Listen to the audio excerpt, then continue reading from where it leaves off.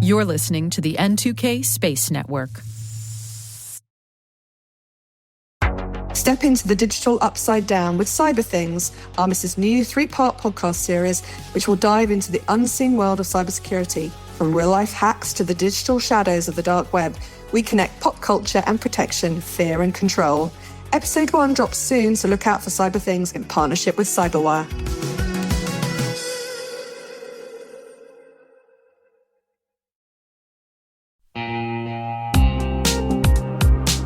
Ever wished you could rebuild your network from scratch to make it more secure, scalable, and simple? Meet Meter, the company reimagining enterprise networking from the ground up. Meter builds full-stack, zero-trust networks, including hardware, firmware, and software, all designed to work seamlessly together. The result? Fast, reliable, and secure connectivity without the constant patching, vendor juggling, or hidden costs. From wired and wireless to routing, switching, firewalls, DNS security, and VPN, every layer is integrated and continuously protected in one unified platform. And since it's delivered as one predictable monthly service, you skip the heavy capital costs and endless upgrade cycles. Meter even buys back your old infrastructure to make switching effortless. Transform complexity into simplicity and give your team time to focus on what really matters, helping your business and customers thrive. Learn more and book your demo at meter.com/cyberwire. That's METER.com/cyberwire.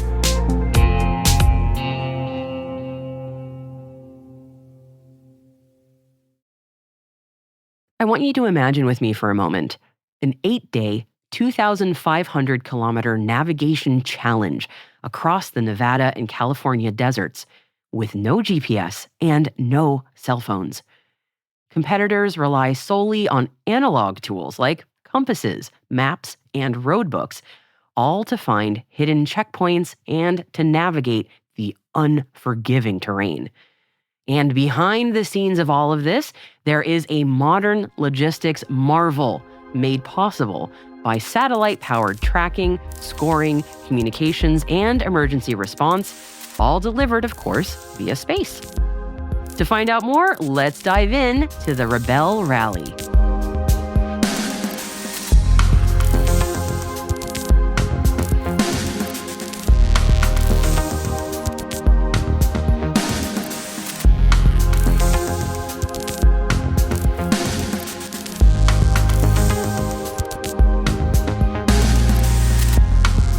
I'm Maria Varmazis, and this is T-Minus Deep Space. My guest today has not only participated in the Rebelle Rally, she is also part of a team that enables the event. Let's find out more. Susie McBride, I'm the Chief Operating Officer here at Iridium, and Iridium is a telecommunications system that happens to use satellites for our network.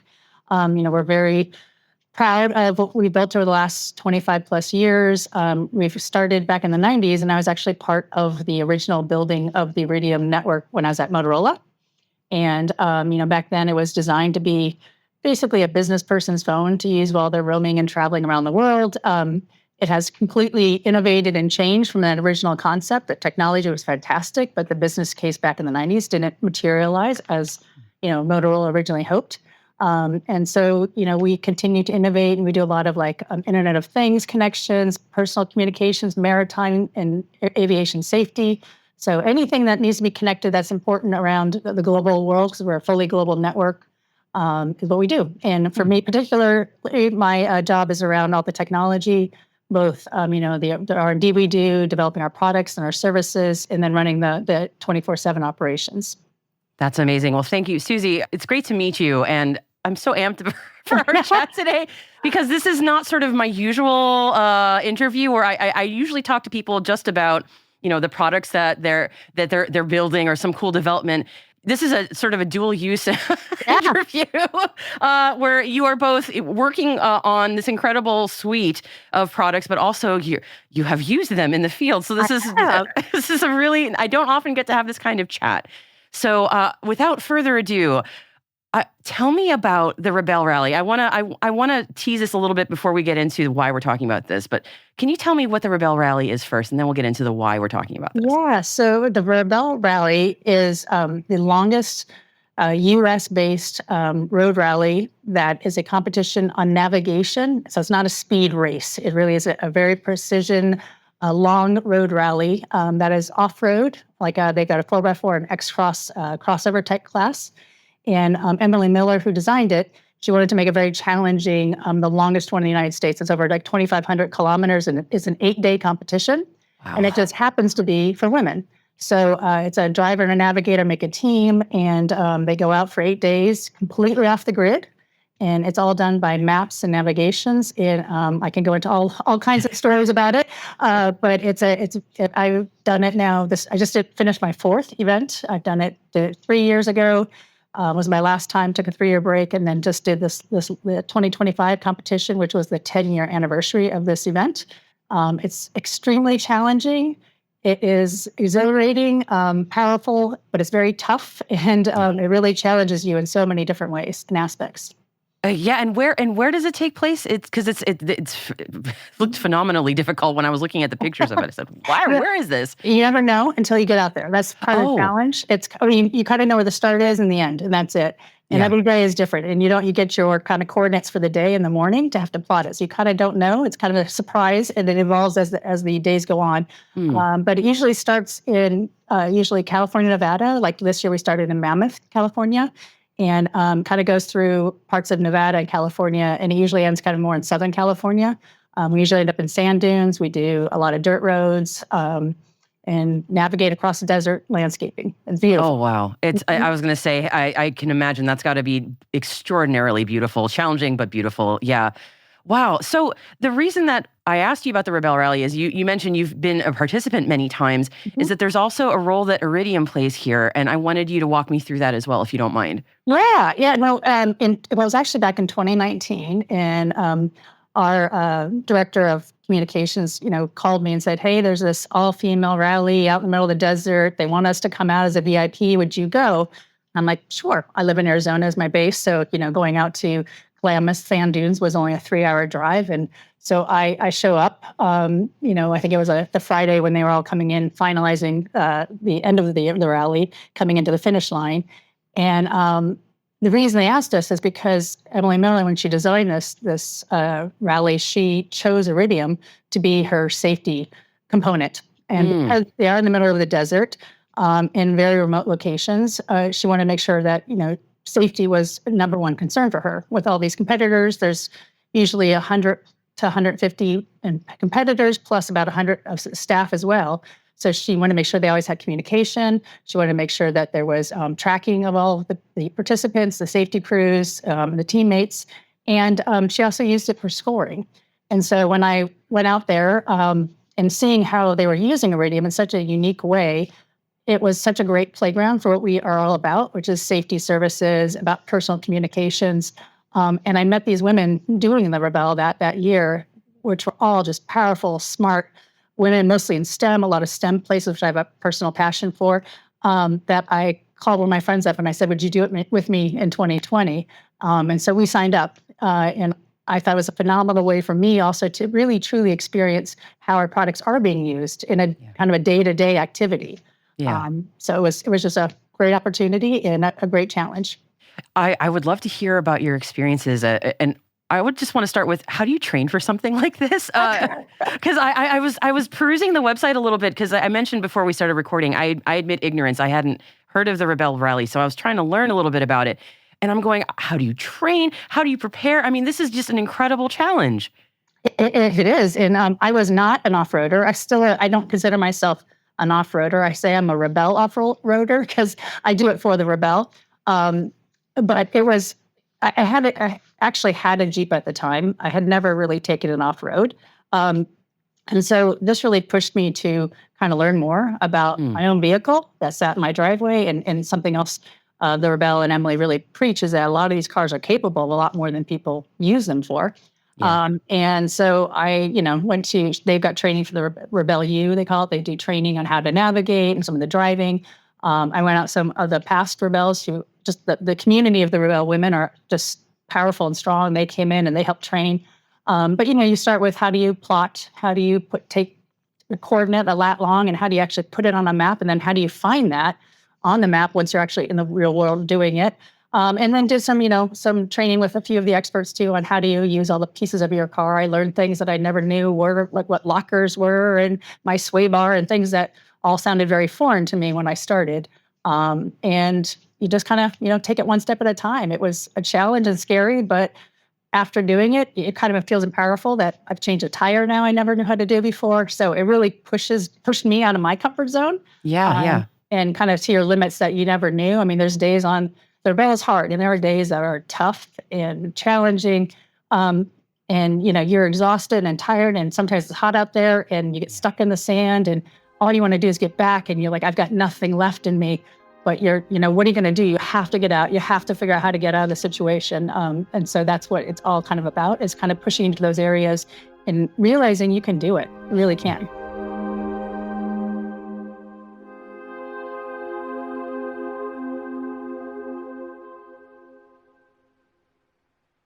We'll be right back. At Thales, they know cybersecurity can be tough and you can't protect everything.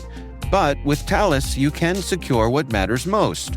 With Thales's industry-leading platforms, you can protect critical applications, data, and identities, anywhere and at scale with the highest ROI.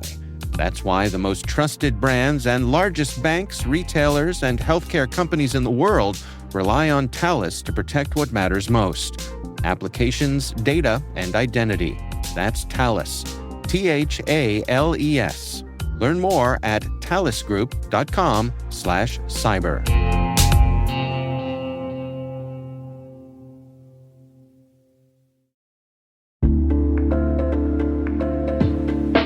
And now, a word from our sponsor, ThreatLocker, the powerful zero-trust enterprise solution that stops ransomware in its tracks.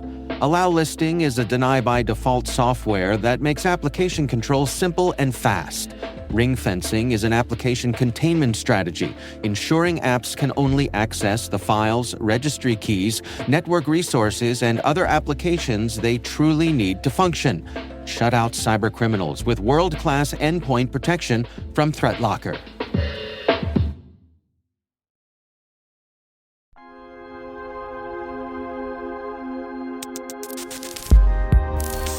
Yeah, relying on your ingenuity and your perseverance and your grit to get you through that. That sounds like a really transformative experience, I've got to say. That's got to be incredibly powerful. Yeah, it is. And a lot of people do come back, and, sometimes it's reset courses of people's lives. But more importantly, I think it really roots you in kind of what's important.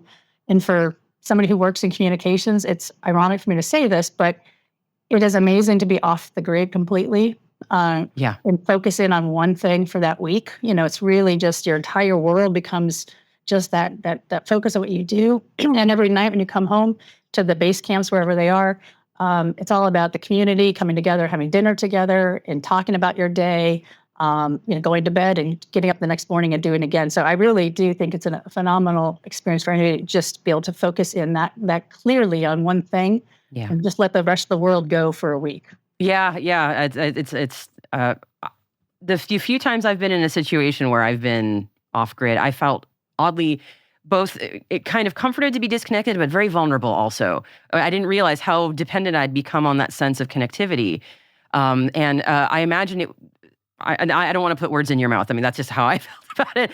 But I would imagine being in a situation where you're in an extreme environment, you are off grid, it gives you a great appreciation for many people who are in similar situations who use, I would guess, Iridium products too. Yeah, absolutely. And that's, I was going to say that's one thing that makes it more comforting, is because we know we're never truly off grid. Like, we know I would not feel as comfortable at all just doing it alone without having the connectivity we do have. I know we're being tracked. We know that if we got into any situation, so we carry an Iridium phone. Every competitor has one. So if anything happens where they really get into a situation, they have a phone to call anytime. They can call dispatch. They can call emergencies. We have, the Iridium scoring. There's a tracker from our partner Yellowbrick that does YB tracking tracks us, and we actually push that to score, which gives us we also can give you your coordinates. So if you ever feel lost, you can also push that, get your coordinates, and figure out where you are. So it's a little bit false to say completely off the grid because we are connected with Iridium, which is super important. But it gives you that sense of security that then you can go and do this and then really focus in. So I'm like you. It's scary at first to go off the grid and like disconnect from family and work and everything else that you have in your life, but it's also really empowering to just realize how important it is to connect with people again and just be in that moment. Yeah, I'm wondering, I probably should have asked this earlier, but could you give me a sense of what an average day during the Rebelle rally is like? If such a day could be said as average, what is that like? Yeah, no, so most mornings you get up anywhere between 4 and 5 a.m. And at 5 a.m. is when or 5:10 actually, but is when they open the base camp tent. And that's when you start getting your coordinate points for the day. I'm a driver, so I mainly drive. Heidi, who is my partner, who's done this the last couple of years, she will take those points and she plots them all in the morning. I'm getting breakfast. If we're moving, I'm packing our bags up and getting the car ready. I also do some enduro. There's math you have to do to kind of figure out your timing. And then the start line is about 7 a.m. And at that point, they were different orders. We head out for the day. And we're basically chasing points all day long for about 10 hours a day. And it's go, go, go. The days go by super fast. And you have 3 different kinds of checkpoints. There's green, which is really easy, kind of like skiing, green flags, easier to find, and there's people there for safety. There's blues, which are smaller flags or little poles, but you can kind of find them if you know where they are. And then there's blacks, which have nothing. So you could be right here or right over there. You don't know because there's nothing to identify it. And so you have to really just say, I think it's here, and push the button and click. And then the Iridium system is used to do geofencing around those points to see if you're right or wrong and score you. Okay. Like on a black one, there's different 25-meter rings. And depending on the map we're on, if we're on a 200,000 scale map, then, you're a little pencil mark, a 0.5 pencil is 50 meters. So you're trying to get within 25 meters to get the most points. So it's very much precision about how accurate you are at your plotting and getting there. But for 10 hours, we are basically out in the desert or different parts of the mountains, wherever we are, chasing these points and watching our time, because there's a lot of time limits you have to do. And then we usually come back into camp, 5-ish in the evening. And if you make it back on time, we missed one base camp. We were late. So, and then there's a phenomenal dinner. She actually has a Michelin chef that has been doing this for 10 years. So wow. Phenomenal. Drew Deckman, who comes in, and we usually have a wonderful meal, and that's when all the cutters come back in. Emily usually talks to us in the evening sometimes if there's topics, and then go to bed and do it all again the next morning. That sounds incredible, honestly. I've never known about an event like this before, so hearing about it is just sort of blowing my mind. How challenging but unique this really sounds. It sounds really cool. No wonder my team was so excited about us getting to talk, because they knew. I mean, of the women out there that come from all different parts, there's certainly people who are more in the industry and understand four-wheeling and off-roading, but so many of us don't, which is kind of fun too. Just to get to meet all these different women from all different types of backgrounds, whether there's GMs from Las Vegas hotels, there is construction, there's lawyers. I mean, there's just all kinds of interesting people and backgrounds as part of the Rebelle, which also makes the connections of your friendships and to grow in a unique way as well. That's awesome. Yeah, I could see it appealing to people who are really into pathfinding and off-roading, and it's just a really interesting intersection of all these different things. That sounds really, really fascinating. Yeah. I'd love to hear your reflections to bring it back to sort of the Iridium and the technology side of things. Just to get some reflections on, this fascinating intersection of, making sure that safety through satellite technology when terrestrial networks are not available or scarce, and being in a situation where you are dependent on that for your safety, and just reflections on that. Let's just go with that for now. Yeah, I mean, that's again why I did it, and why we now actually have sponsored several Iridium teams. So we actually, some of our employees come together and put a team together, because I think it's important for them to also get out there and really immerse themselves in a world where Iridium is critical to being able to even do this event in the first place. For Emily to go get all those permits to do this, I mean, she's got to work a lot with those, the Bureau of Land Management and other areas to permit this type of event, given the criticality and the numbers of people that are involved in it. And it's because of Iridium, both in that there's other systems out there, but she chose Iridium because she knew it was very reliable. She knew that, she could build an entire event around us. Again, it's not her event, but around our technology because it was reliable, because she knew it would be there. We also provide multiple products, which are good. We got the phone, we got the trackers, and then we also have push to talk, which is another key enabler and differentiator of what we provide, which is for the safety teams and the support teams that are working. They can do a very large net, basically, a push-to-talk network that could span hundreds of kilometers. For us, it could be in the world. I mean, you can be anywhere in the world and have your own net. And so that's the part, I think, that made us very unique to contribute to having all the components needed to, from one network to support all these different angles of what you need to have an event such as the Rebelle Rally. It's amazing. And I want to make sure I give you wrap-up thought time. Anything you want to leave our audience with, it is open forum. Anything you'd like to add? Yeah, no, I mean, I'm glad you're interested in it. I think it's a great showcase of such a great event, as well as with Iridium. And I encourage anybody who's even considering it, if it sparks an interest, get out there, learn more. I would go look, there's a Rebelle University, they got Rebelle U, where you can go and do your own training to see if you like it. Don't be afraid of it because, like I said, I'm not an off-roader. I don't claim to be. I don't think I ever will be, but it is such an empowering event. And I love that it just showcases what satellite technologies can do, and especially what Iridium is all about. That's wonderful. Susie, thank you so much for telling me your story. This has been a delight. I've learned so much from you today. And now I know I will be keeping an eye out on every year the Rebelle Rally, seeing how people do, because I'm fascinated. This is so neat. Oh, you should go out and experience it. That's, Maybe. We'll see. Come out to the end next year and come see it. It's amazing watching everyone come into the finish line. I bet. And you had me at Michelin Star Chef, so that was... I know, it's amazing. That's like, wow. Well, seriously, thank you so much for sharing your story. I really appreciate it. Well, thank you, Mary. I appreciate it too.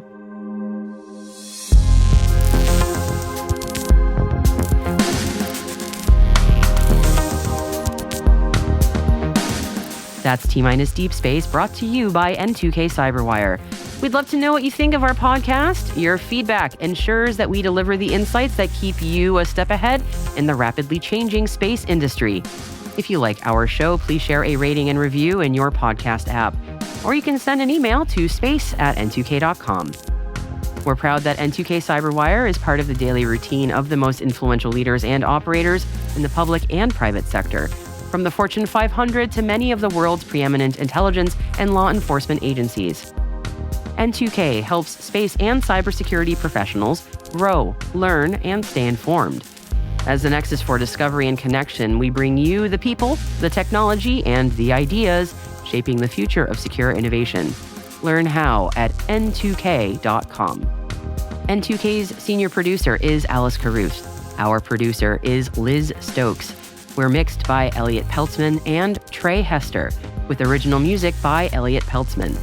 Our executive producer is Jennifer Iben.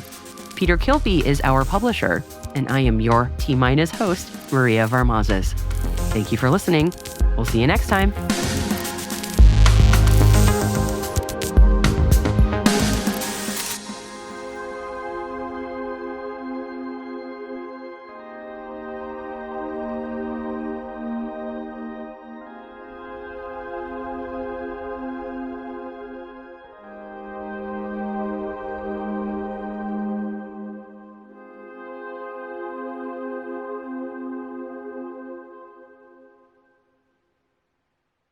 Hey, Ryan Reynolds here.